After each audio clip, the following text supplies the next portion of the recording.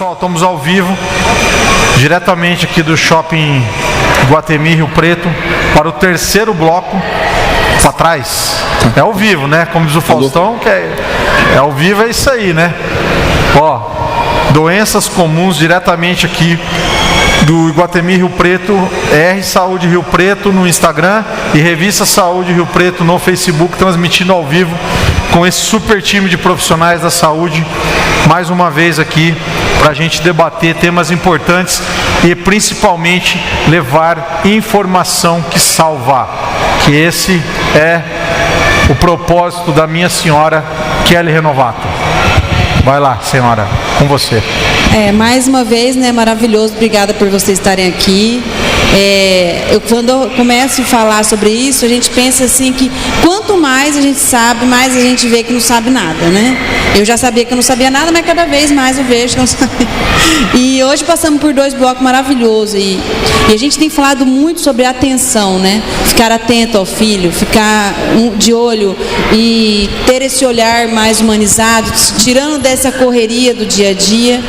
E eu queria um pouco a doutora Maria Carmen, não só como pediatra, mas como mãe, né, como uma pessoa que tem 3 filhos, que tem toda essa correria, que a vida, né, de hoje e de sempre, falasse um pouco sobre isso, né, sobre o que é principal, o que é muito importante, e também já linkando com a filha, que também já é uma pessoa que ama as crianças também, tá? Eu queria que a doutora começasse a abrir esse bloco. Bom, Kelly, boa noite, mais uma vez agradecendo, e realmente isso que eu falei para o Renato é importante. Esse evento de vocês tem uma repercussão maravilhosa, Kelly, vocês estão de parabéns, isso traz muita informação para as mães, isso que você falou é muito importante. Quanto mais a gente acha que a gente sabe, mais a gente sabe que a gente tem a aprender, e a vida é assim, em todos os sentidos. A gente, como médica, eu estou todo dia aprendendo. Aquele médico que acha que sabe tudo, é porque ele não sabe nada, tá? Então, assim, a nossa vida é um eterno aprendizado. E aí você está falando dessa parte de eu conseguir conciliar toda essa parte pessoal, profissional, né?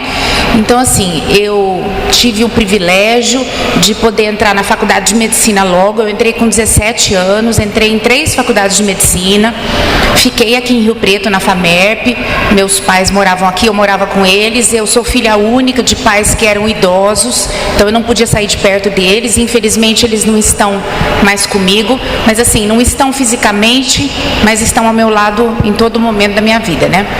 E aí eu consegui, assim, eu terminei a faculdade, eu me casei, meu marido também é médico, e eu tenho 3 filhos maravilhosos. Marina, que é a mais velha, que é odontopediatra, e eu falo que, assim, é super importante porque eu consegui passar para ela o amor que eu tenho pelas crianças. Eu acho isso fundamental, porque eu acho que foi realmente um amor que passou de mãe para filha, tá? Aí eu tenho a filha do meio, que faz medicina, é a única que seguiu os meus passos, ela está no 5º ano. Meu filho mais novo, que faz faculdade de engenharia nos Estados Unidos, então não é fácil você ter um filho morando fora, mas eu dou todo o apoio para ele, em todo momento. Então, assim, qual que é o segredo disso tudo? Eu sou uma pessoa realizada? Super, Kelly, não me falta nada na vida. Eu tenho 3 filhos maravilhosos, eu tenho um passado excepcional para me lembrar de toda a minha infância, minha adolescência, minha juventude. Eu tenho meu marido, que é meu grande companheiro há muitos anos, estamos aí nessa luta e vamos continuar para acabar de dar continuidade à criação dos nossos filhos, né? E depois os netos, né, doutora? Oi? E depois os netos, né? Depois os netos, se Deus quiser, estou aguardando ansiosa. Mas eu falo que o grande segredo disso tudo na vida é o equilíbrio emocional, Kelly. É a coisa mais importante que a gente tem que ter na vida. Então, se você tem esse equilíbrio emocional, você consegue ser bem-sucedido em todos os âmbitos da sua vida. E ter humildade, ser sempre humilde, tá? Você não tem que se achar melhor do que ninguém. É o que eu falei para você. A gente está sempre aprendendo, todos os dias, em todos os momentos da nossa vida. Aprendo muito com os meus filhos. Eu sei que eu ensinei muito para eles, mas eu também aprendo muitas coisas com eles. Mas eu acho que o fundamental é a gente ser equilibrado, Renato. A partir do momento que você tem esse equilíbrio emocional, você consegue administrar tudo na sua vida. O pessoal, o profissional, profissional, porque tudo está interligado, Kelly. Não adianta você ser uma pessoa super famosa, ganhar muito dinheiro e ser infeliz. A gente tem que tentar ser feliz e viver bem com a nossa família, com os nossos filhos, porque a família é o mais importante.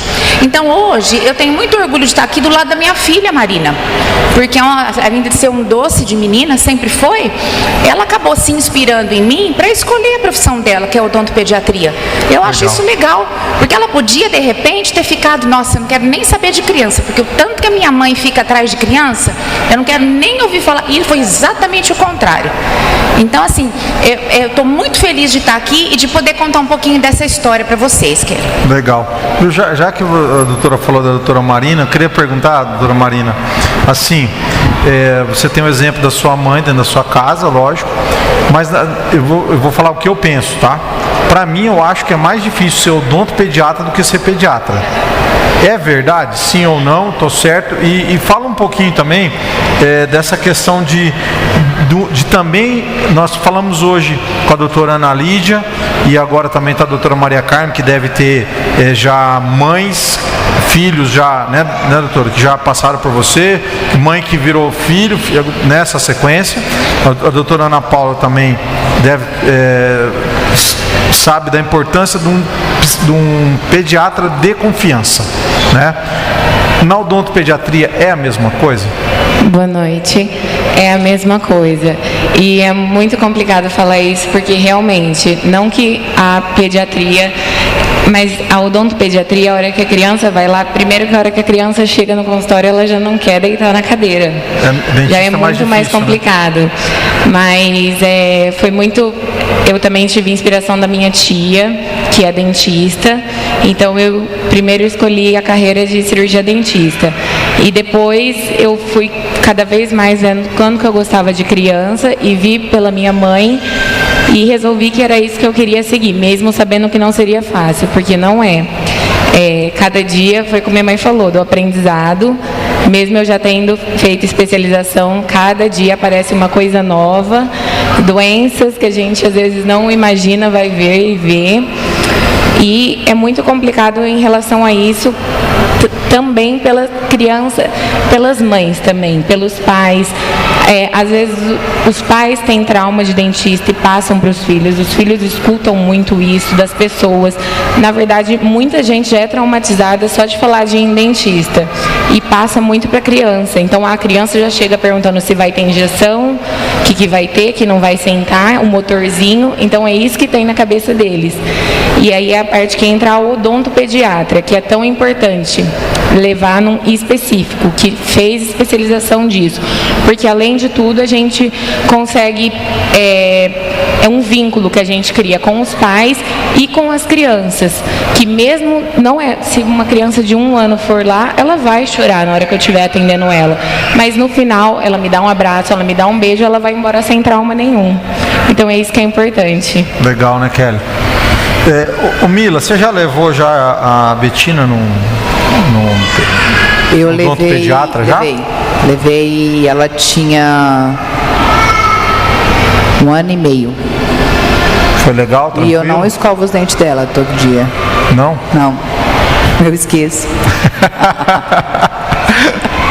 Ai, faz parte do show, né? Doutora, tem alguma dica para essas mães, né, que não tem alguma dica pra mãe, aquelas pessoas como a Mila, mas a Kelly era assim também, viu, Mila? Vou te proteger.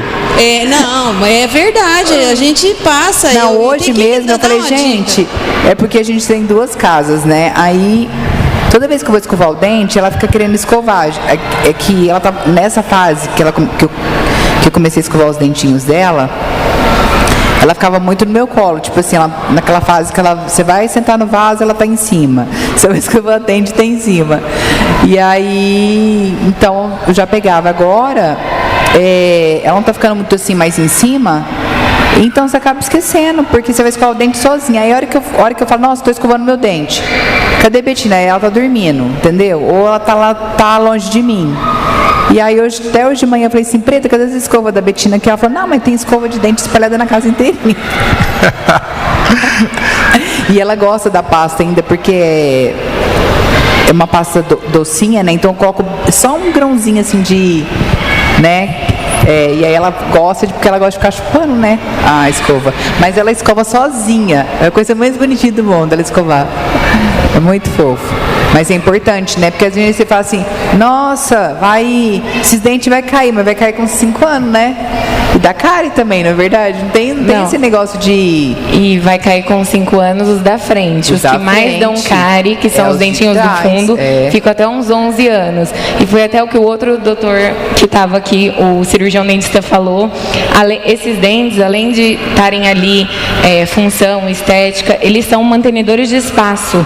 Então, se cai antes da hora, acontece um desequilíbrio total da boquinha da criança. Entendi. E sem contar o bullying que as crianças estão sofrendo por causa da perca precoce de dente. É verdade. O filhinho da Preta mesmo, o Anthony, ele tava com os dentes lotados de cárie antes de cair os dentes, né? Antes dos 5 anos que começa a cair, né? Mas porque ele come muito doce, ele vive de doce e tipo, ninguém fica em cima, né? Então não escova o dente nem nada. E aí você imagina, e ele é especial. Então, teve que sedar ele para fazer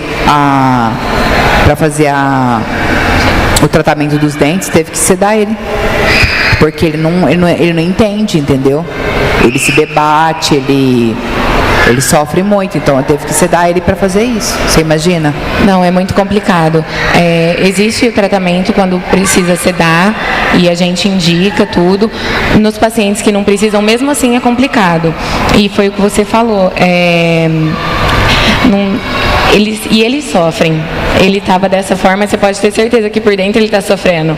Chega criancinha que chora no consultório, que quando eu tive que tirar semana passada 2 dentinhos de cárie de um menininho, ele foi lá nessa semana para eu moldar para fazer um mantenedor de espaço. Hoje ele foi... Tia dentista, quando que você vai colocar os meus dentinhos? Porque meus amiguinhos estão rindo de mim. E eles dessa forma mesmo, é impressionante. Bullying, né? Criança que toma muito antibiótico tem mais chance de ter cárie ou não? Na verdade, o antibiótico, ele não dá a cárie. O problema é que não só os antibióticos, todos os remédios quase que criança toma é açucarado. E o que acontece? Toma muitas vezes à noite, de madrugada, durante o dia. E a mesma coisa se a criança estivesse comendo bala, pirulito. E acaba que acontece. Então as mães chegam e falam, olha, ele tomou muito antibiótico, os dentes dele são fracos. Não é que os dentes são fracos por conta do antibiótico. Os açúcares que tem nos remédios infantis, que acontece a mesma coisa que ele estivesse comendo um doce, porque os remédios dele são bem docinhos mesmo, é por conta disso. Para facilitar, né, o bebê, né, a criança tomar.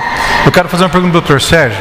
Doutor, nós estamos falando de doenças comuns. Hoje no oftalmo, de criança e adolescente, o que é mais comum no dia a dia do seu consultório? E eu já emendando essa pergunta, dependendo da necessidade ou de um acidente, se lança a mão de fazer algum tipo de plástica no ocular numa criança? Existe isso? Ou algum outro caso que tenha acontecido, né, que você tem uma experiência grande, se puder falar pra gente? Boa noite, obrigado pela oportunidade, pelo convite. Imagina. As doenças mais comuns ainda da criança são os erros refrativos mesmo, é grau. A gente pega de mais rotina. Segundo a Organização Mundial de Saúde, em torno de 30% das crianças apresentam algum problema visual. Então tem que ficar bastante atento, e é aquilo que o Cassi falou no bloco anterior, que quando a criança ela tem algum problema nos 2 olhos, fica fácil para o pai perceber. Eles trombam no objeto, eles pegam muito próximo e aí alguma coisa está errada. Aí vocês levam até o oftalmologista. O problema é quando acontece num olho só e não tem o desvio ocular, que denuncia um estrabismo, que facilitaria. Porque muitas vezes ele tem um erro refrativo muito alto de um lado e ele se torna um olho preguiçoso, que o outro olho é saudável, enxerga 100%, e sem perceber ele vai perdendo a visão unilateral. E aí, às vezes, tem muito poucas crianças que têm acesso à saúde. Então, na escola, com 7 anos de idade, vão fazer aquele teste que é banal, tampar um olho, aquelas letras. A hora que descobre e ela faz aquela cartinha para mandar para você, já é um pouco tarde. Porque, já, como ele falou, já estabilizou mesmo a visão, e é muito difícil, mesmo com tampão, passando o grau máximo total, você vai ter uma recuperação. Então, isso, em relação à doença mais comum, né, são os erros mesmo. Toda criança nasce hipermétrope, ela tem um olho pequeno, conforme vai crescendo até os 2 anos de idade, 90% já está com uma conformação quase adulto. E depois ela chega a zerar, e aí pode se tornar novamente hipermétrope ou míope. E aí é só tratar, assim, a visão crescendo junto, ela vai enxergar como ele falou. Agora, em relação a doenças comuns, a gente pensa sempre no mais banal, né? Ah, é uma alergia, é uma conjuntivite, e é corriqueiro mesmo. A gente também faz oftalmologia geral, a gente pega de frequência. Mas eu considero também as patologias um pouco mais raras, só que de um potencial de gravidade maior, que é importante falar que passa batido. O reflexo do olho vermelho que ele falou naquele bloco é muito importante para detectar várias patologias, assim como um tumor intraocular da criança. O tumor mais comum é o retinoblastoma, ele é gravíssimo, se não for detectado a tempo. E pega nesse exame. E pega no exame do teste do olhinho, porque não tem o reflexo vermelho na hora de uma foto, na hora do exame da luz que você joga, né? O catarata congênita, que apesar de você pega, corresponde ao 0,4% hoje das crianças, mas corresponde a 10% de cegueira na infância, é gravíssimo, entendeu? O glaucoma congênito, como ele tinha falado, é 20% também responsável por cegueira na infância, entendeu? Então, tem que ficar atento, não só os mais comuns, claro. A gente acha que é doença de velho, né? Eu não sabia que... Aí, ó, tá vendo? Eu tô aprendendo. Mas, Mila, deixa eu contar pra você. Eu não sabia que tinha catarata e glaucoma em criança. Eu achava que tinha que levar a criança, meus filhos só foram no oftalmo quando coloquei na escola, que foi com 6... na verdade, tem que levar informação. Eles mandavam a gente levar na escola só depois de 6, 7 anos. Mas tem que ir com quantos anos, doutor? A gente começa já desde a hora que nasce com o teste do olhinho. Sim. E depois anualmente já é bom você já acompanhar. Mesmo na fase inicial que ele não nos informa, a gente tem recurso para fazer um exame e ver se ela tem um grau que necessite de uma avaliação, de um óculos. Você pode fazer um exame sob sedação e faz um exame objetivo e passa aquele grau que você considera ideal. Depois, conforme ele vai crescendo, vai nos ajudando no exame, você refina melhor, e aí passa o grau correto. Mas você não pode deixar sem uma correção, caso você vê que ele necessite. Entendeu? Quero saber de vocês aí que estão assistindo a gente. Vocês sabiam disso, que tinha que levar a criança no oftalmo? Desde um aninho? Anualmente. Anualmente.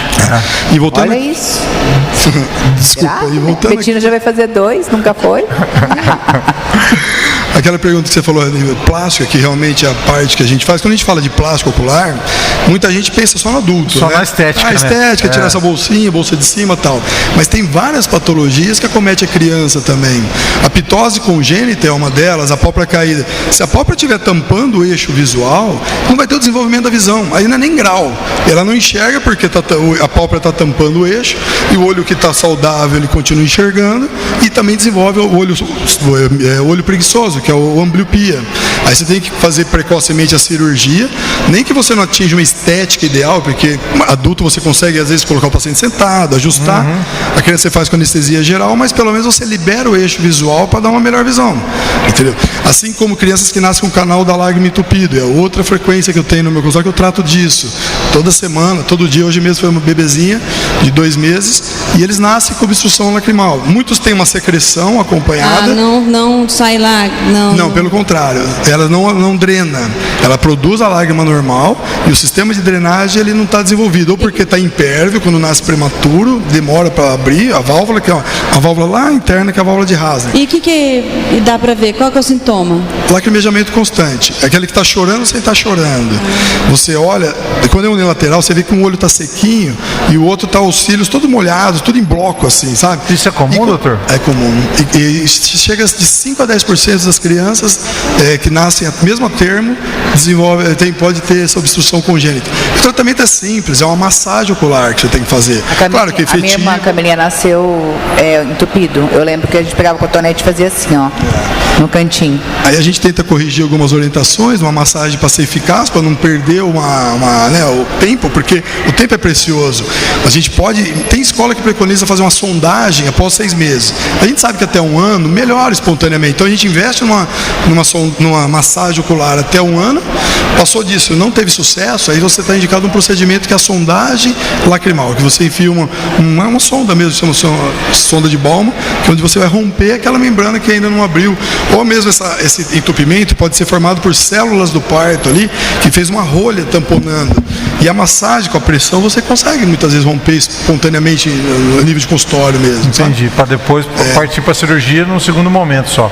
E a plástica, fora isso, assim, numa criança, tem lacerações de pálpebra, né? Recentemente eu fiz uma criança que trombou numa cerca de arame e aí abriu o canal lacrimal drenagem, então você tem que canalizar. Então tem todas umas coisas, mas o mais comum é a ptose congênita e vias lacrimais. A gente pega tumores palpebrais da criança que nasce, são benignos, mas o cisto dermoide é muito comum na região orbitária, mas é mais o estético, assim, né? E é muito importante, né? Recentemente nós tivemos um amigo que a filha dele foi diagnosticada com catarata congênita, 3 anos. E é uma pessoa que ela está no meio, nosso meio, né? No meio da saúde e tudo, mas pegou na hora que a menina já não estava conseguindo mais passar da porta, bater na porta. Quer dizer, a gente precisa ficar muito atento, né? Porque o risco era muito grande, né, doutor, de ficar cego. Mas nesses casos tem que ser muito mais precoce o tratamento. A hora que você detecta, até os 3 meses de idade você tem que estar operando. Você não põe nem que você não coloque lente nenhuma. Você opera, retira aquela catarata para passar luz, pelo menos. E aí você passa um óculos, que normalmente é nessa faixa 13 graus, 14 graus, uns óculos espessos, mas você consegue ainda tentar deixar esse olho um pouco mais útil, né? Para não ter uma perda visual importante. Já lança a mão do óculos, então já. Tem óculos para bebezinho já bem precoce. Ô Sérgio, e é super importante esse negócio do teste do olhinho, né? Tanto que hoje em dia o bebê não pode ter alta da maternidade sem que seja feito o teste do olhinho. Todo pediatra tem que saber. E é lei isso. É lei, né? Toda criança faz, né? É lei. Assim como o teste do pezinho, o teste da orelhinha, tudo agora entrou no rolo. Mas não impede de depois ter, porque nesse caso a nossa amiga com 3 aninhos tem que ficar muito atento, né? E aí, Kelly, se a gente tem alguma dúvida, desculpa, Sérgio, aí a gente encaminha imediatamente para o oftalmo. Então, se o teste do olhinho é duvidoso, se a gente não tem certeza, temos que encaminhar para o oftalmo. Nós não podemos simplesmente fingir que estamos vendo e não estamos. Não. O papel do pediatra é a prevenção, né, Sérgio? Então, é a mesma coisa que ele falou da obstrução do canal lacrimal. A gente que faz puericultura, que é o acompanhamento mensal da criança, né, nos primeiros meses de vida no consultório, tem muito bebê com obstrução do canal lacrimal. É muito nítido. Você bate o olho, a mãe não precisa nem te falar nada, só de você olhar você percebe. Muitas vezes, se você não passa essa orientação para a mãe, essa mãe vai numa emergência e prescreve colírio, falando que essa criança está com conjuntivite. Muito confundido com conjuntivite. Isso é muito comum. Legal. E assim, usa colírio de antibiótico sem precisar. Deixa eu falar uma coisa antes aqui para voltar ao assunto. A Mayara acabou de me falar. Nós estamos batendo recorde no Instagram nesse momento. Obrigado, viu, Mila? Obrigado, doutora, quem já falou. Obrigado. A Mayara falou que tá absurdo ali, então agradecendo você, a doutora Marina, isso que nós nem passamos para todo mundo ainda. Então, estou muito feliz porque realmente, justamente levando essas informações que é o propósito da Kelly. E eu acho importante falar, a doutora está falando uma coisa que a gente tem batido muito desde o evento passado, que é esse acompanhamento do pediatra. Né? Esse acompanhamento do pediatra, vendo realmente, observando essa criança, porque ele tem esse poder de estar cuidando mesmo, levar só, e o que acontece? Eu estou falando de mim, da minha vida, levar só no plantão não resolve, né? A pessoa fala conjuntivite. Conjuntivite. O que pode gerar uma conjuntivite, doutor? N coisas. Uma conjuntivite, a trata em casa, não tem perigo. Exatamente. Esse dia eu vi uma pessoa perdendo a visão por causa da conjuntivite. Indiscriminado de colírio errado. Eles usam muito colírio com antibiótico com corticoide, e isso é devastador para uma criança. criança, se você fizer o uso abusivo, o uso prolongado. Ele pode provocar, aí sim, um glaucoma, uma catarata. Então, muitas vezes não é. Eles acham que a secreção está relacionada só com uma conjuntivite, e a obstrução provoca a secreção. Porque na lágrima nossa, a gente tem uma enzima chamada lisozima que digere as bactérias normais, só que está presente numa lágrima corrente, no nosso canal, no seu canal. A criança que tem o canal entupido, ou mesmo um adulto, a primeira enzima que perde é ela. Então é como se tivesse uma água empoçada, ela perde a defesa, contamina, fica aquela coisa, e aí é onde tem a secreção, mas muitas vezes não tem a secreção. Então só o fato de ter um lacrimejamento já é um sinal de obstrução também. Não tem que esperar ter a infecção ocular, ou então pensar apenas numa conjuntivite, sabe? Legal. Mila, a Betina teve virose já? Teve o quê? Virose? Não. Nunca Mas teve virose? ela fica doente toda semana. Esse é um assunto importante que eu quero introduzir a doutora Ana Paula Feltrin, porque essas infecções de repetição, né, doutora, são importantes e também devem ser levadas em consideração. Né? Você que é uma pneumopediatra deve... eu fico muito... Toda vez que às vezes as crianças lá em casa, quando ficavam doentes, eu sempre fui mais apavorado que a Kelly. Talvez porque eu vivi mais na área da saúde mais tempo que ela. Quando saber principalmente o que é vírus, o que é bactéria, se dá para só o médico mesmo para saber. Então, quer dizer, o que é o teu dia a dia lá, doutora? Eu vou falar um pouco da minha experiência aqui também. Como disse a doutora Maria Carmen, a gente sempre está aprendendo, né? Primeiro eu gostaria de agradecer vocês, tá? Pelo Imagina, convite. doutora. Estou feliz de estar aqui para poder contribuir um pouquinho com esse assunto que é sempre duvidoso. Até nós, né, que atendemos, a gente sempre tem que ter um bom senso quando a gente atende a criança. As crianças pequenas, né, até 1 ano e meio, 2, principalmente nesse contexto atual da mãe, que acaba tendo que colocar essa criança numa instituição, na creche, na escola, né?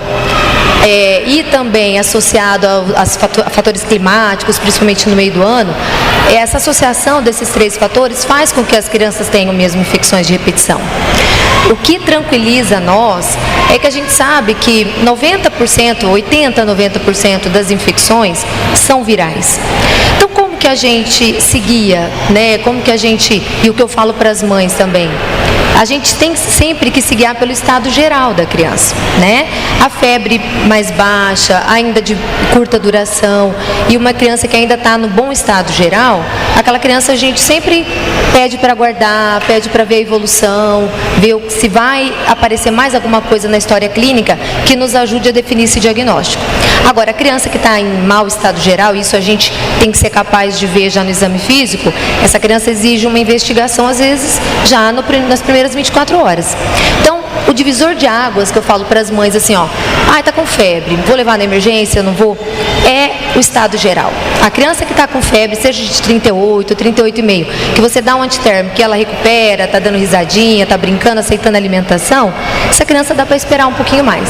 Mas é um motivo de aflição para todos os pais, inclusive para os pais pediatras, tá? A gente conviver com uma criança com febre ou com sintomas, né, que sejam tosse, diarreia, não é fácil, né? Então sempre é importante sim procurar a ajuda do pediatra. Tem alguma coisa que a gente pode fazer para evitar algum medicamento, assim, para melhorar a imunidade dos nossos filhos, um acompanhamento para melhorar isso, e se tem algo que a gente pode fazer para prevenir? Para prevenir, se tem alguma prevenção para tanta virose, sabe? Para prevenção, a gente sempre fala que são aqueles fatores que já foi falado aqui no projeto anterior, que é manter a amamentação, né, se possível até os 6 meses exclusivo, manter um calendário vacinal em dia, na possibilidade de também fazer as vacinas particulares que nós temos nas clínicas particulares. Boa alimentação, né, doutora? Sim, sim. Não é todo mundo que às vezes tem essa condição financeira, mas você podendo fazer um esforço e, né, guardar uma reservinha para fazer as vacinas particulares, eu sempre oriento. A gente nunca sabe com quem que a gente vai deparar, uma viagem que a gente faz num lugar que tem alguém doente, então é sempre importante a vacinação.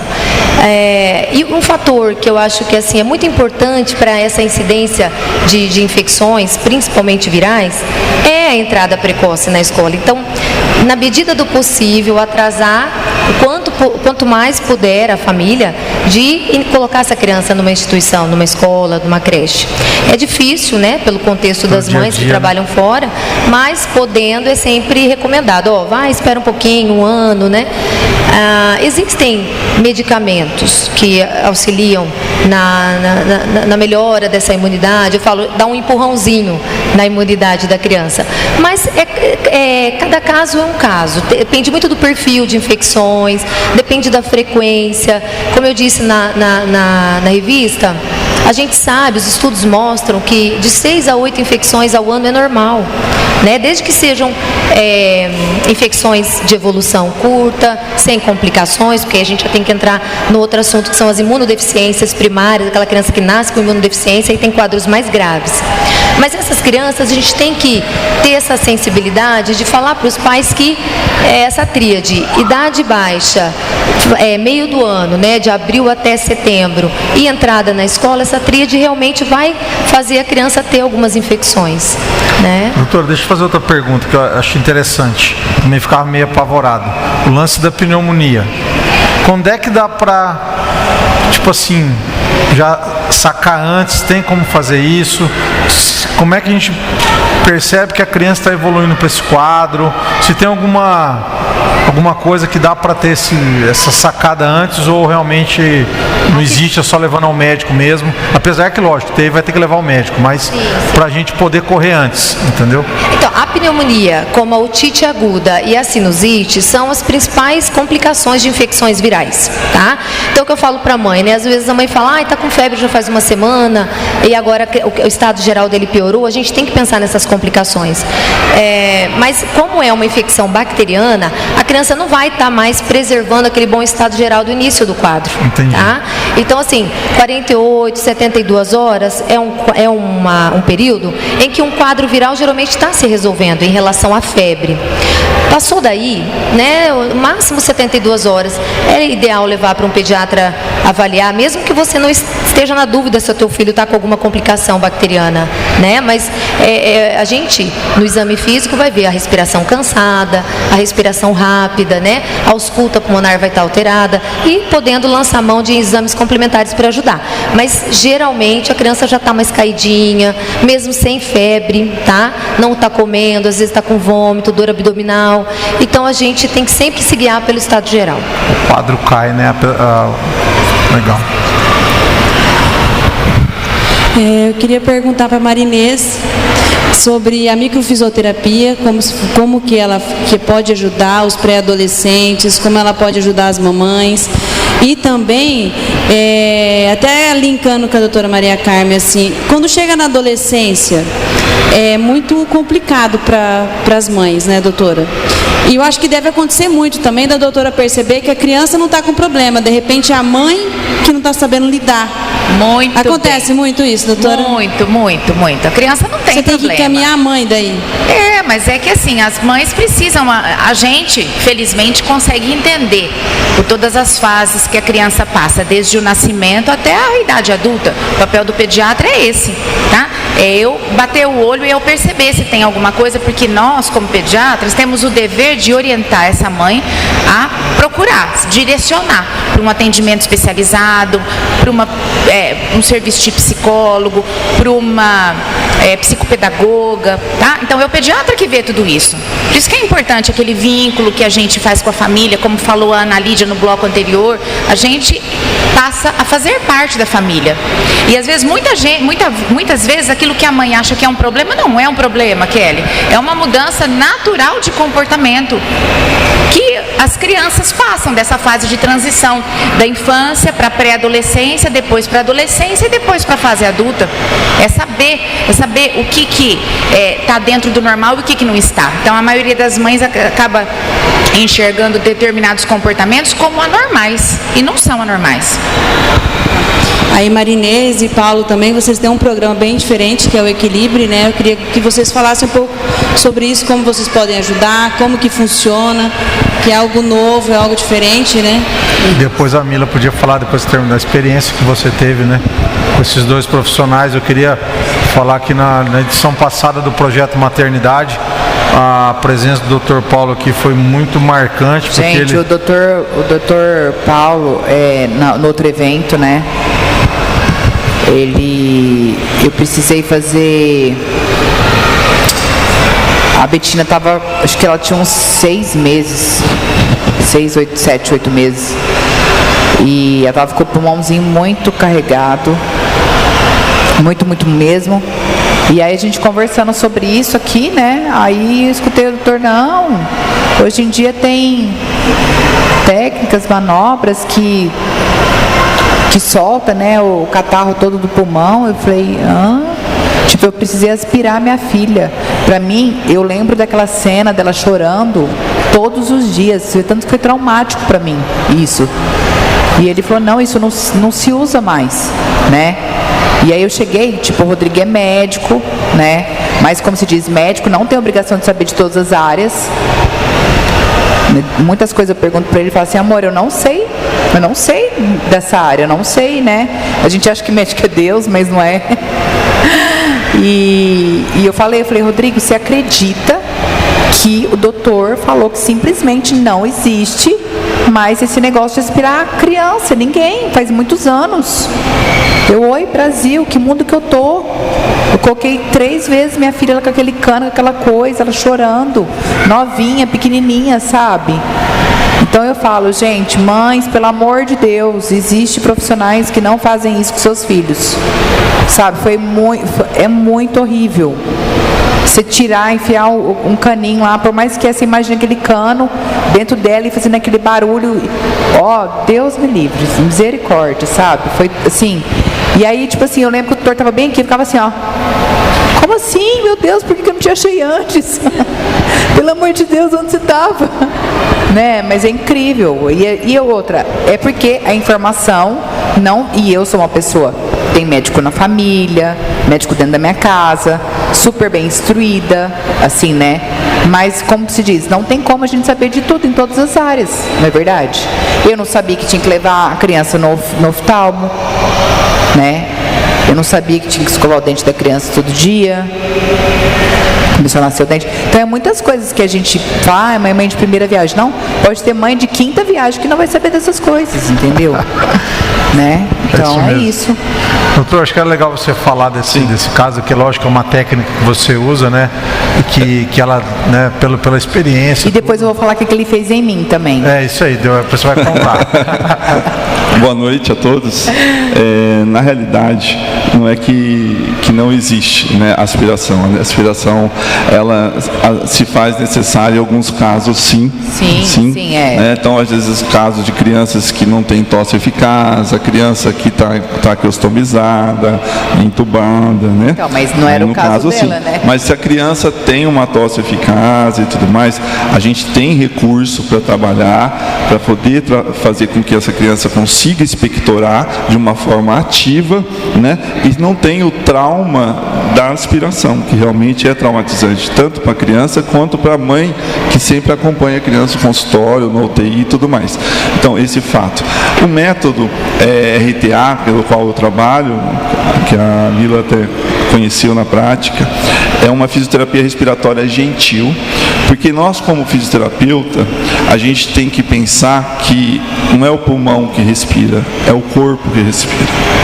Eu tenho que pensar que, ao receber um paciente vindo da equipe médica, que está passando por um tratamento medicamentoso e tudo mais, esse corpo, ele está sofrendo mudanças. Ele está trabalhando para compensar a doença instalada. Então, ele tem uma mecânica respiratória toda alterada, né? E o fisioterapeuta, ele tem que olhar para isso.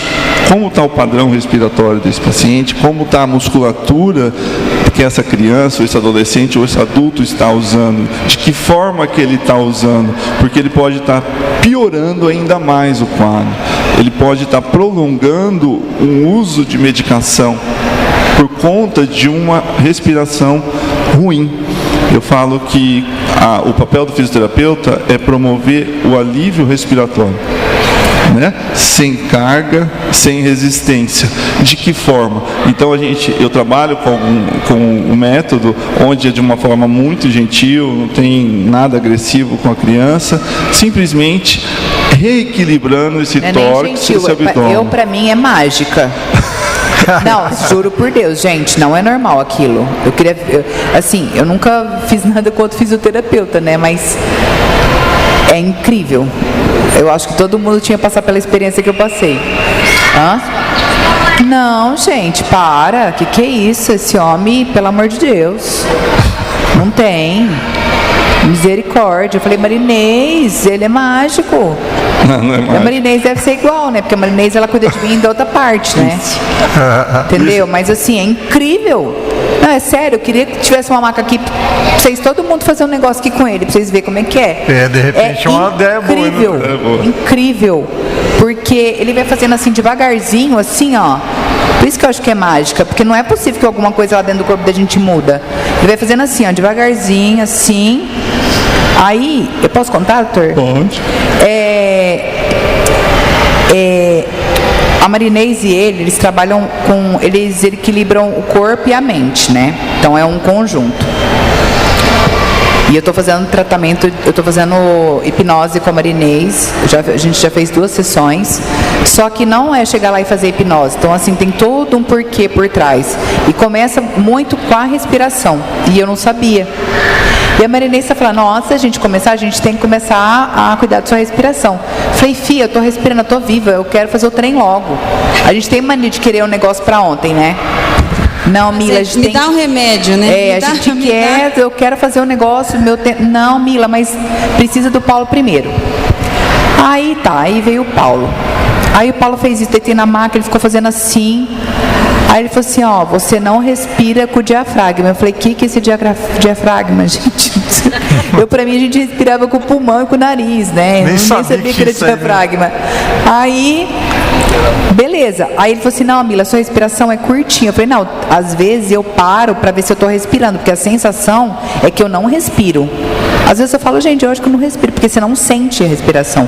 Ele falou, não, porque a sua respiração é curta. Você não respira eu falava com a barriga, né? Porque de fazer com a barriga assim, né? Aí ele fez lá, ficou uns 40 minutos lá mexendo, assim, fazendo. De repente, gente, minha barriga começou a fazer assim, ó. Na maca, eu falei, meu Deus do céu, a minha barriga tá levantando igual a do Rodrigo e da Betina. Porque eu vi a barriga do Rodrigo dormindo e ela fazia assim. E a da Betina também. Eu falei, gente, minha barriga não faz isso. Tem alguma coisa errada, porque por que a barriga de todo mundo mexe e a minha não? E aí eu descobri que eu não estava respirando certo. E com certeza eu não respiro certo ainda, que ele falou que precisa de algumas sessões a mais. Só que assim, ele falou assim, você vai ver como você vai dormir melhor. E assim, foi incrível. Incrível. Parece que me deu um remédio para dormir. Assim, é absurdamente, não tem como explicar, gente. Como que é? Funciona? Explica pra nós, então. Ela não sabe, explica pra nós aí, Paulo e Marinês. Fala, como doutor, que você não faz expliquei certinho. pra respirar? Eu acho que pode. Não é mágico. Tecnicamente. Não é mágico. Né? Na realidade, o que aconteceu, né? Posso estar falando com você também, né? A Mila, ela tem uma respiração muito mais apical, muito mais de tórax superior. E ela usa um pouquinho da musculatura acessória e ela tem o tórax elevado. Então, essa elevação de tórax dela, ela não favorece a descida correta do diafragma, né? E com isso, ela faz o quê? Ela trabalha com um tórax mais elevado, tendo que ter uma frequência respiratória maior para ela poder manter o que a gente chama de volume minuto, né? Então, ela trabalhava com aquela frequência alta. Então, ela está em constante aumento de trabalho, carga aumentada. Ela vivia respirando com carga aumentada. E o que eu fiz? Eu reduzi essa carga. Esses contatos são manuseios bem leves, onde eu faço o alongamento da musculatura respiratória, né? E conforme eu vou alongando, eu vou abaixando a caixa torácica. Eu vou abaixando, porque a caixa torácica, a tendência dela é subir, porque o repouso elástico dela é aqui em cima. Só que se ela faz isso, o pulmão vai, aí ele não consegue desinsuflar totalmente. O diafragma, ele não consegue abaixar totalmente.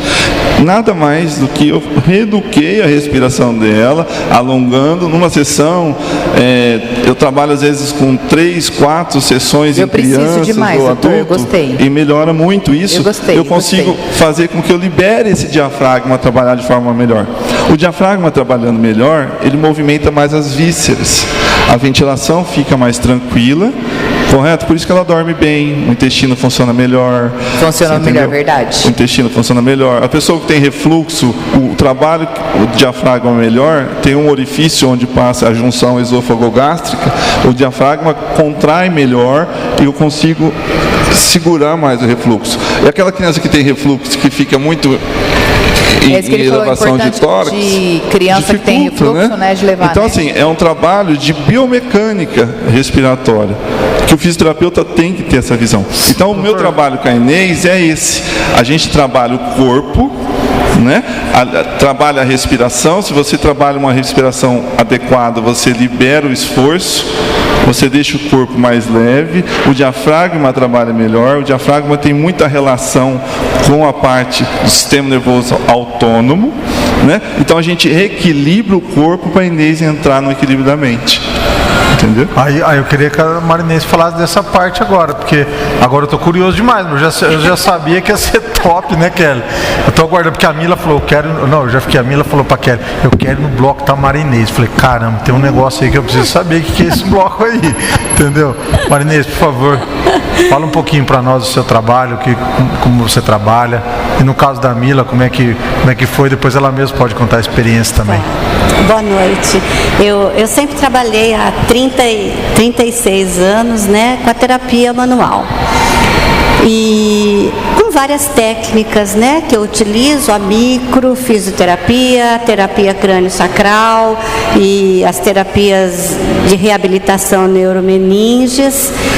E aí parece que me faltava alguma coisa dentro disso, né?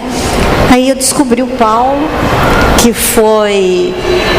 começou a trabalhar com essa técnica de RTA, e eu precisava muitas vezes de uma respiração melhor do paciente, de um trabalho mais intensivo. Por quê? Porque a respiração é vida, né? E a hora que eu estimulava esse corpo, a hora que eu estimulava essas vísceras, a hora que eu estimulava alguma emoção que estava lá, eu precisava que esse corpo trabalhasse melhor. Se ele não estivesse com a respiração adequada, esse corpo não iria responder adequadamente àquilo que eu queria. Então, mesmo eu usando várias técnicas, né, de terapia manual, essa respiração ia me ajudar muito nisso, em tudo isso, em todo o meu trabalho, né? E aí eu descobri a hipnoterapia, que foi um complemento do meu trabalho, porque a hipnoterapia, ela vai trabalhar no subconsciente. Eu vou buscar lá, eu peço para o subconsciente para que ele reverta isso, né? Para que ele reverta essas emoções e ressignificar no corpo e também na mente as emoções que foram gravadas, né? Porque a gente trabalha na terapia manual as emoções que estão no corpo. Nem sempre só as que estão no corpo a gente consegue liberar. Porque acaba, né, a mãe, eu perguntei para a doutora, e eu acho que a gente leva muito essa questão de como foi criado, né? Acaba você repetindo, muitas vezes você não consegue sair daquele ciclo que é a sua criação, o teu modo de ver as coisas. E eu acho interessante trazer essas opções de tratamento, tanto para a mãe, como para o adolescente, com a família.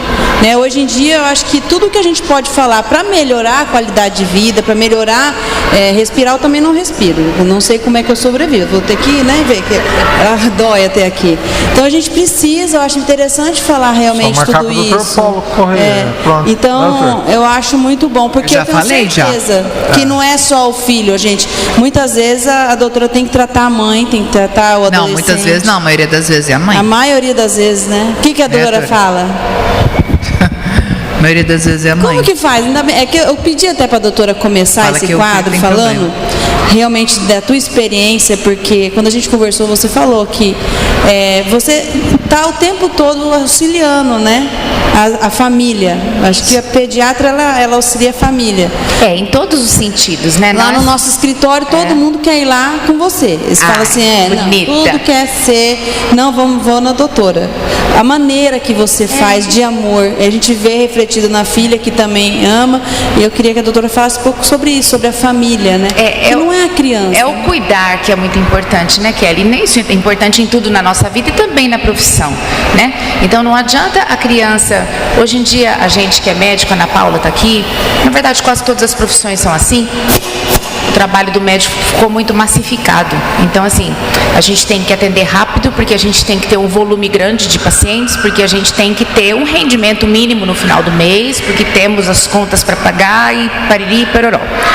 Só que não é isso, Kelly, não é isso que é importante. O importante é a gente conseguir olhar dentro dos olhos daquela mãe, daquela criança, daquele pai, tentar enxergar o que está acontecendo com eles, deixar com que a gente entre na vida deles e os ajude a resolver os problemas.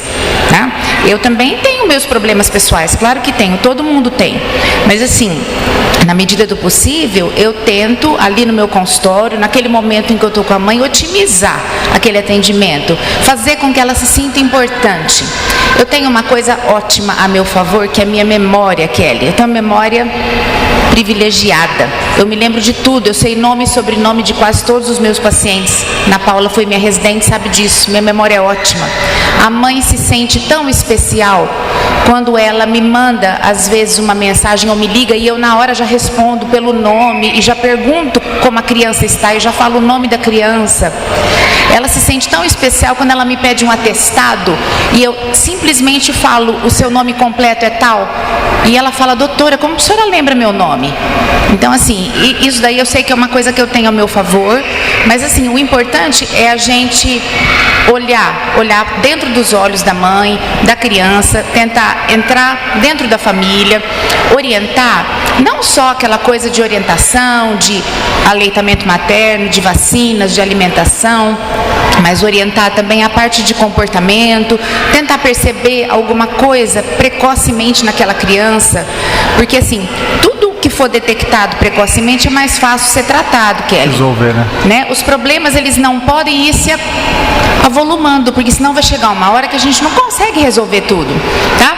Então eu acho assim, o que eu faço na minha vida é tentar fazer a diferença na vida das pessoas que convivem comigo, sejam elas os meus pacientes, sejam os meus residentes no hospital, os meus filhos, o meu marido, os meus amigos, é fazer a diferença, tá?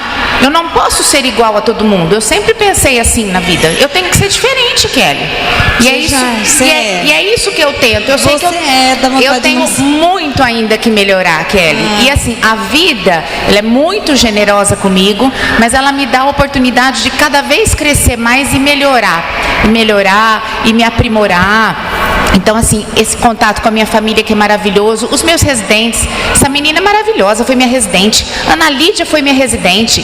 Então, assim, é muito bom tê-los aqui. O Sérgio, indiretamente, eu conheço, porque eu trabalhei muito tempo com a Kelly, né? Então, assim, o Paulo, gente, o Paulo é um querido, trabalhei anos com a Estela, que é a esposa dele. Eu conheço o trabalho dele, Mila, há muito tempo. Este homem é maravilhoso, o trabalho dele é fantástico, entendeu? Se você conhecesse o trabalho da esposa dele também, que é que trabalhou comigo muitos anos na UTI, é algo super diferenciado. Então, assim, eu só tenho que agradecer e realmente tenho o privilégio de poder conviver com pessoas muito especiais.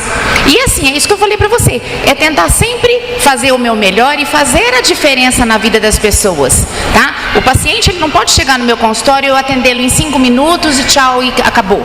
Não, ele tem que se sentir importante para mim, ele tem que saber que eu sei quem ele é, que eu entendo os problemas dele e que eu estou ali para acolher. É o acolhimento que a gente tem que ter, eu acho isso aí super importante. Eu acho que em todas as profissões você vai além, né? Então, o que eu vejo aqui é a Marinês indo além, Paulo indo além, a doutora indo além. A gente está buscando ir além, né, doutor? Buscar mais. É muito mais que só um profissional. A Mila, não posso nem falar, ela vai além 1000 vezes, nunca vi. Até a gente fica olhando. Realmente, eu fico feliz, tão feliz de ver realmente tantas pessoas aqui se propondo a estar aqui nesse horário para ir além, para falar para esse monte de gente, esse monte de coisa importante, para ajudar na qualidade de vida, para ajudar nas famílias. Muito bom. Isso é tão verdade. Eu sou um estudioso da carreira médica, né? E eu vi nos últimos anos aí o advento de muitas faculdades entrando, e hoje vai formar em 2020 forma 33.800 médicos. Em 2020 forma 33.800 médicos, né? Nós temos somente 9.000 vagas de residência para 33.000 médicos. Nos últimos 5 anos, aumentou-se quase 100.000 médicos com a entrada desses novos médicos, né? Eu estive em São Paulo agora no HIS 2019, que é um congresso sobre inovação tecnológica, foi muito legal. Uma americana, a palestra dela era a principal do dia, uma médica de medicina artificial, inteligência artificial na medicina, e ela falou que em 5 anos nós vamos ter tipo um scanner, que você entra lá dentro e vai saber tudo do cara. Você vai saber se você tem micose na unha, tudo nesse scanner, através das imagens e também através do histórico dos pacientes. Mas eu achei muito legal, ela é uma sumidade, a mulher, assim, ela veio para a maior empresa de saúde dos Estados Unidos, ela trabalha para essa empresa. Mas o que ela mais me chamou a atenção, ela falou assim: gente, beleza, vai ter tudo isso aí, mas nada vai substituir o profissional especificamente daqui para frente, o profissional que trabalhar focado na pessoa. Ela falou isso na tradução, eles falaram de outra forma lá, mas é o seguinte: esse profissional vai ganhar dinheiro, porque as pessoas vão dar valor para aquela pessoa que der o tempo para ela, não para essa máquina que você chega lá e te escaneia, e daí as suas emoções, né? Quem vai falar, né? A clínica é soberana, né? Eu falo. Né? E a gente cuida do emocional também, né, Paulo? Sim. Isso é super importante a partir do momento que você está com o paciente. Aquele emocional momento é tudo, né, doutora? Tudo, Meu tudo, Deus. Mila. E naquele momento, você tem, porque você consegue ver a angústia da mãe, e você tem que estar ali para tentar passar tranquilidade para ela. Você vai passar confiança no teu tratamento. Então, por isso, né, desse debate sobre a telemedicina, que vai virar, está virando já um assunto polêmico, porque vai quebrar essa relação médico-paciente. Simplesmente você vê pela imagem, você conversa, você vê as fotos do exame que ele fez, e não tem essa relação, não tem o sentimento, envolve toda uma parte do histórico. E outra coisa que fala, muito interessante esse assunto. A telemedicina vai ficar da mesma forma como você faz um curso online, é uma forma, você faz um presencial, é outra forma. Então, a telemedicina é irreversível, só que vai ficar para a medicina, na minha opinião, como estudioso, a medicina fast food, né? Agora, a pessoa que quer ser atendida, ele vai pagar a tua consulta, ele vai estar lá para ser bem atendido. É isso que vai acontecer daqui para frente. É nisso que eu aposto, entendeu? Olhando como um estudioso dessa área. Principalmente na pediatria, né, doutora? A mãe, muitas vezes, a gente estava falando de pneumonia, de doenças, mas não tem muito segredo em você fazer um diagnóstico, passar um tratamento. Se você abrir um livro, você fala, né? Mas Mas a mãe, o cuidador, ele quer aquela pessoa que te acolhe mesmo, aquele profissional que te olha de outra forma e que não passe só um remédio de 8 em 8, que explique que aquele remédio tem que ser preparado de tal forma. Então tem pessoas que às vezes também só faz uma receita e tchau. A gente tem que explicar como que é a dinâmica daquela criança, que hora que ela vai para a escola, que hora que ela não vai. Então você realmente tem, mesmo quando você vai falar de doença, você tem que entrar no lar daquela criança, daquela família e ver como que é a dinâmica. Se vai estar para fazer aquele tratamento ou se a gente vai mudar para outro, que se adeque mais àquela dia a dia. Então, realmente você tem que entrar no lar dos pacientes, mesmo quando eles estão doentes, não só para falar de prevenção, mas também no tratamento e adequar mais a realidade dos pais, né? E nunca fazer diferença entre as classes sociais, Kelly. Não tratar bem o paciente que te paga particular e tratar com não dando importância ao paciente do convênio. Isso não tem diferença, gente. As pessoas têm que entender que são todos seres humanos, independente de você ter ou não ter dinheiro. O dinheiro é o de menos. É isso que é muito importante na vida da gente. Eu trabalho todos os dias de manhã na UTI neonatal do HCM. O Hospital da Criança é um hospital misto, SUS e convênio, mas que tem muito mais SUS do que convênio. Quando um paciente entra lá, Kelly, Renato, eu não sei quem é SUS, quem é convênio. Eu sei, doutor. Eu só vou saber o que é convênio SUS quando eu tenho que fazer uma prescrição e eu vejo lá que está escrito SUS ou convênio, mas não tem diferença, Mila. E não pode ter no consultório. Aquele paciente super humilde, que tem às vezes um convênio pago por uma empresa, eu não vou tratar ele pior do que um paciente que me paga uma consulta particular. Eu jamais posso fazer isso porque perde a essência do trabalho da gente, entendeu? E a gente tem que manter essa essência.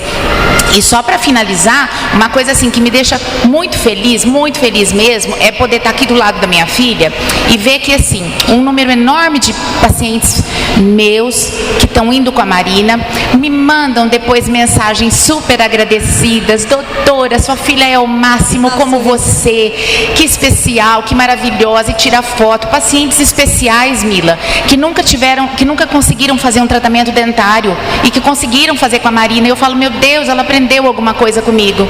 Então isso para mim é motivo de assim, muito orgulho. Eu fico até quase, dá até vontade de chorar, porque eu sou chorona, de falar isso que eu tenho assim.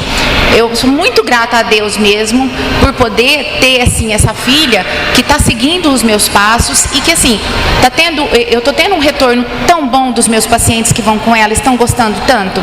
Então assim, eu tinha que falar isso aqui, eu não podia deixar de falar. Eu acredito piamente nisso, e levar a informação que salva é isso, aproximar o profissional do público, que eu acho que é isso que as pessoas precisam. Elas precisam entender que o médico é um ser humano igual a todo mundo e que eles estão aqui para ajudar. E eles querem o melhor para todo mundo. E tem muita informação que não chega. E a gente fazer isso, bater esse papo, é para isso. É para aproximar realmente as pessoas, não deixar passar, levar no médico, né? Não ter vergonha de perguntar o que você precisa perguntar, porque eu acho que às vezes as pessoas ficam, tenho vergonha de perguntar isso.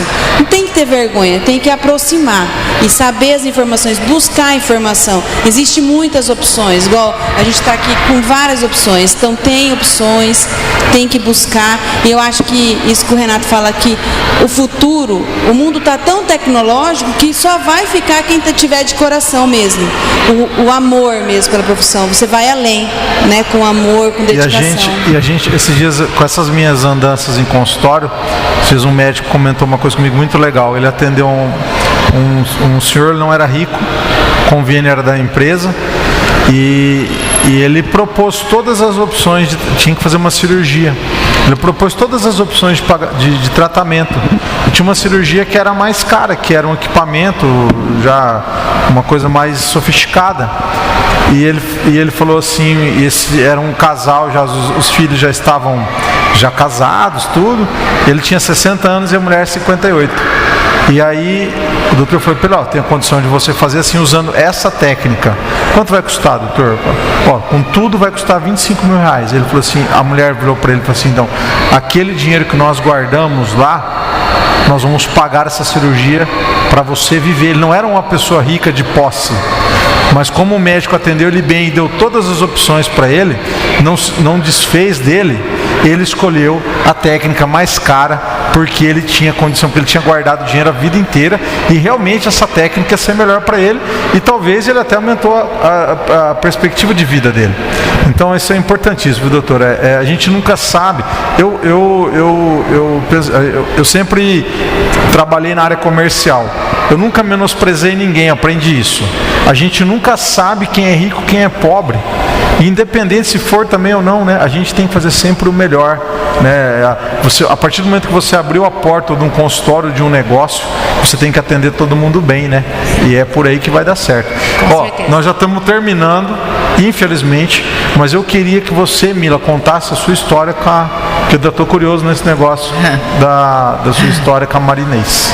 Então, como é que foi esse encontro lá? Eu conheci a hipnose a gente ouviu falar, hipnose, aquela coisa de filme, de hipnotizar, de comer uma cebola, de fazer coisa que a gente não lembra. E aí eu fui num curso em São Paulo, a Kelly estava comigo, né, num curso da Lores, de uma amiga minha. Inclusive vai ter semana que vem, eu vou estar lá também de novo, outro.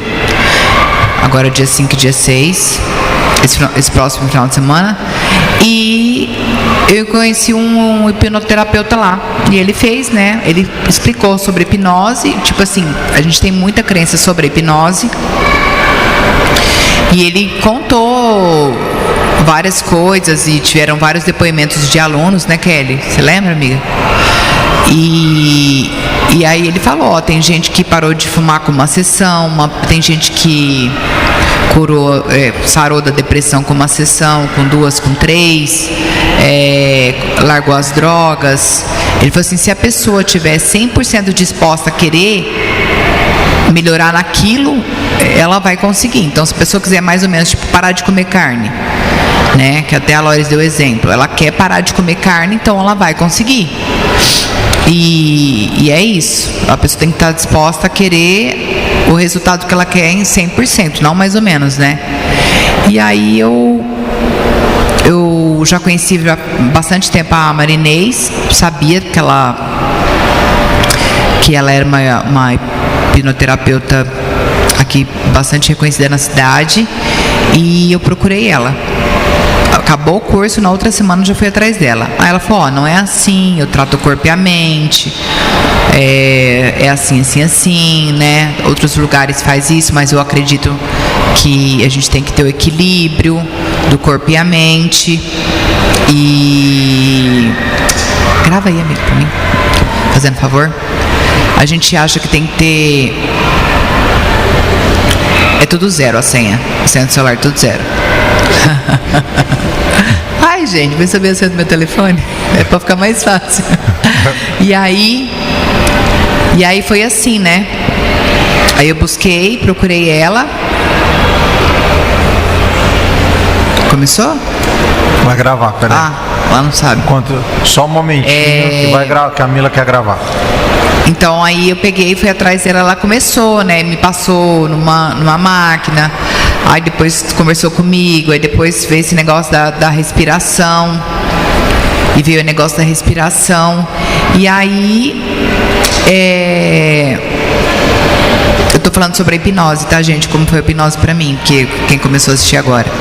E aí eu falei assim, ela falou, Tom, o que você...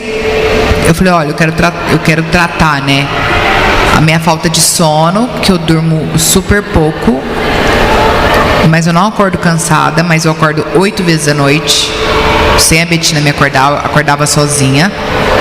E a minha compulsão. Eu sou compulsiva alimentar e de compra, não de comprar na rua, no shopping, assim, de comprar pra minha loja. E comer também, eu fico muito tempo sem comer, mas a hora que eu começo a comer, eu como a vida, tudo que tiver na frente, assim, até o reboco da parede, como diz o Rodrigo.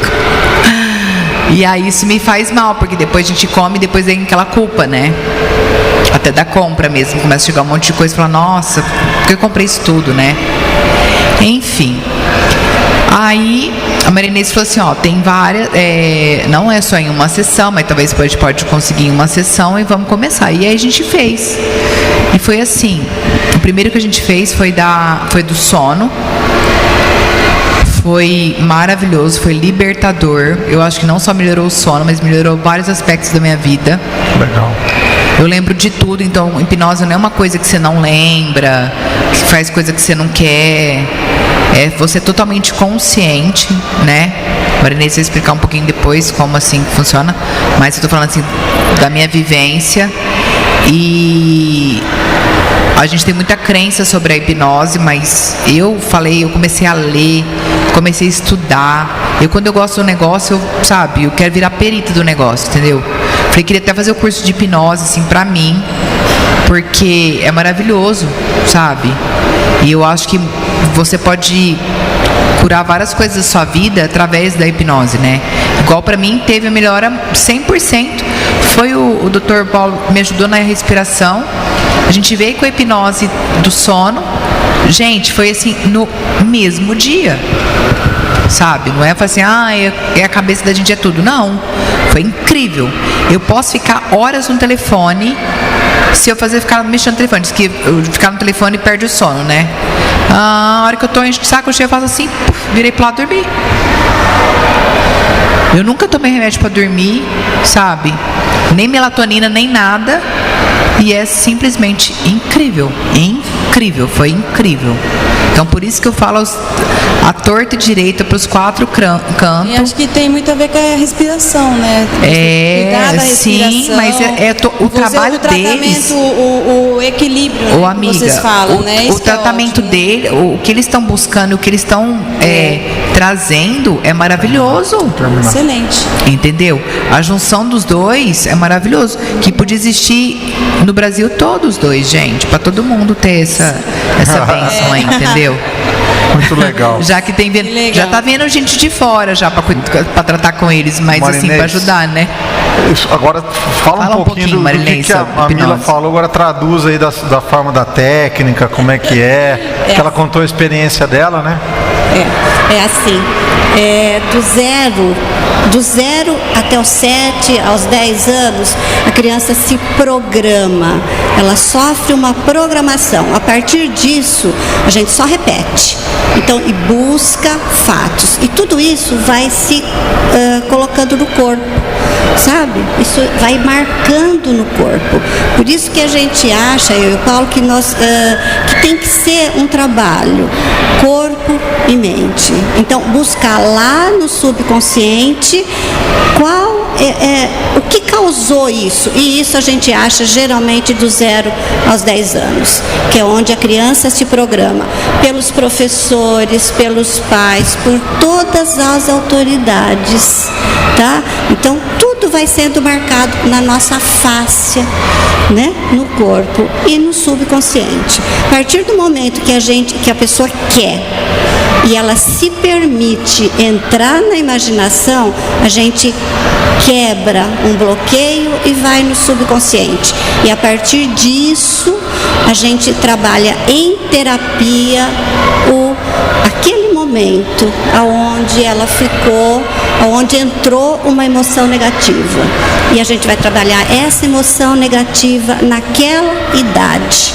É aí que a gente consegue trabalhar algumas doenças e algumas emoções negativas. Legal, hein? Bom, Kelly, você já sabe, né? Infelizmente, ficaríamos aqui mais tempo. Foi um bloco maravilhoso. Quero agradecer vocês mais uma vez. Esse dia foi um dia maravilhoso. Eu acredito que a gente deva ter levado muita informação desde o primeiro bloco até agora. Todos vocês colaboraram com isso. Mais uma vez a gente consegue ver, né, Mayra, que é sucesso absoluto aí no nosso Insta, no nosso Face, com a presença de vocês. E obrigado a todos vocês que ficaram aqui, quem está nos escutando na internet ainda, muito obrigado. E eu quero dizer para vocês que a gente está muito feliz de ter terminado esse primeiro dia com a certeza do dever cumprido, né, Kelly? Com o propósito que lá atrás você abraçou e tem mudado aí. A doutora hoje falou no começo aqui, é que eu tenho controlado as minhas emoções, eu era chorão, viu? Mas eu chorei por dentro aqui, porque a Kelly sabe, se fosse 3 meses atrás, não faz tanto tempo não, eu tinha chorado junto aqui, mas eu fiquei muito feliz de você ter falado que isso aqui te deu uma experiência, que você está mexendo no seu Instagram agora, porque você é uma pessoa que você tem muita bagagem. Imagina o que você o que você não estava fazendo pelas pessoas que poderiam estar discutindo, como todos nós aqui que temos informação para levar. Ó, doutor Sérgio, eu estou lá no Dória, às vezes passo lá, eu conheço ele de vista, mas não sabia que a sumidade que esse cara para ele falar, como ele fala bem, como ele, entendeu? Tudo isso é importante, as pessoas precisam saber disso, né? Eu já tive oportunidade de estar com o doutor Paulo, com a Mila, doutora também, a gente não pode perder isso, né? De poder levar essa informação, que isso é o mais importante que a gente tem. Então eu queria encerrar esse bloco e agradecer vocês, e amanhã temos mais. Começamos amanhã, que hora, Kelly? 16 horas tem uma palestra super legal com a Thelma Abrão. Fala um pouquinho dessa palestra. 16 horas vai ter uma palestra com a Thelma Abrão, ela mora nos Estados Unidos, ela fala sobre educação parental. Isso é muito legal, doutora. Se puder, quem vocês souberem para indicar, para vir aqui, crianças, acho ou que vale a pena internet, essa né? nova visão da educação. Ou assistir pela internet, isso, né? ou pela internet. Amanhã 4 horas, né? 4 horas começa. Legal, gente, ó, vamos aplaudir? Legal, obrigado. Quero agradecer a minha equipe por hoje, mas nós ainda temos mais 3 dias, hein? Vamos firme, só foi o primeiro. Vamos fazer a foto?